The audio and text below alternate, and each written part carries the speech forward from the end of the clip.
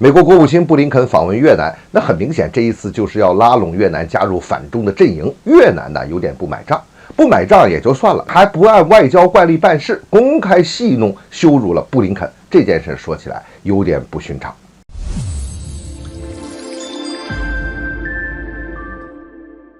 欢迎来到张斌观察，我是张斌。在这种外交活动之中啊，它各种细节其实很有看头的。这些细节呢，往往都是释放着一种强烈的信号。你看这一次越南领导人在会见布林肯的时候，咱们看那个背景啊，一般来说这两国领导人会面的时候，那背景它都要有两国的国旗。可这次后边呢，只有插了越南的国旗，美国那边国旗空着没有。这个做法其实挺不寻常的，而且它确实是违反有关的这个外交的惯例，甚至说在礼仪上都有点失礼了。但是这个呢，却释放出越南的想要表达的对美国的一些态度啊。我们来看几点哈。这第一，首先一个，越南呢，它并不认同美国要对抗中国的这个做法，对它这个政策和战略部署是不认同的啊。而且越南也很清楚嘛，在中国和美国之间谁重谁轻，越南的发展和生存离开中国肯定是不行。但是借用一部分美国的因素来在中间获得平衡，这是越南需要的。但是要明确告诉你美国，你让我全部倒在你那边去对抗中国，这个事情啊，越南不会干。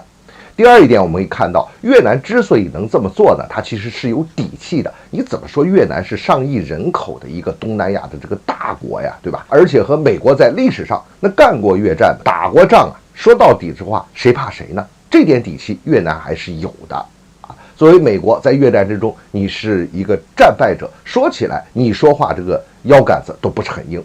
第三呢，我们再看啊。越南也很清楚，你美国人来了，拉拢我去对抗中国，那么我通过你能得到什么好处呢？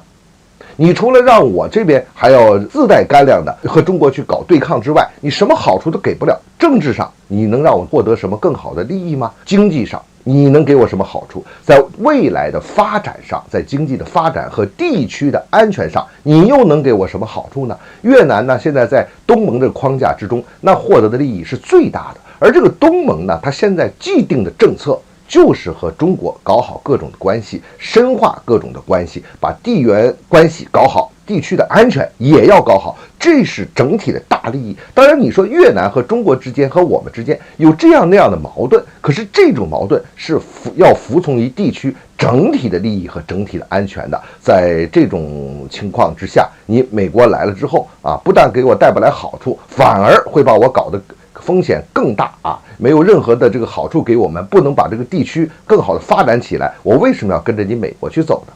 第四啊，我们也要看到，其实越南这也是一种操作，它也需要美国的因素来平衡中国的力量。那这就是越南多年来使用的这种平衡术啊，适当的引入美国的因素，这对越南来说它是有好处的。但是越南也非常清楚啊，既然要是这样的话，那我必须把我这个态度做得更坚决一些。我适当刺激你美国，我刺激的这个程度越大啊，其实我的身价也越高。你反过来想跟我议价的时候，你要开出更好的条件。越南在这方面的操作也是很熟练的。